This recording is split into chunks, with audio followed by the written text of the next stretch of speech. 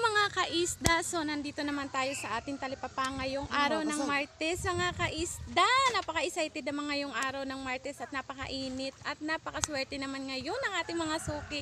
Kasi mayroon na fresh po ang isda ngayong araw ng Martes. Mga kaisda ng Martes, so na makapakakita nyo mga kaisda at sariwang-sariwa mga kaisda. Yan, napakasariwang-sariwa ang ating mga isda at pulang-pula. Pwedeng kagatin ng inyong katawan. Heto ng ating kasag ngayon. Napakalalaki po ng ating kasag. Heto ino nga po, gamay nga lang po ang ating baligya ngayong araw ng Martes. Ito nga po i-display lang dito sa ating talipapa mga kaisda.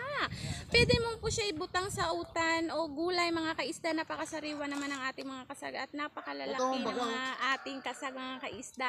Sa 200 at sa 180 at 100 pesos nyo mga kaisdahan, dito na tayo dito sa Magiging Bills. Dito nga yan sa talipapa mga kaisda ngayong araw ng Martes hanggang alas 3 ng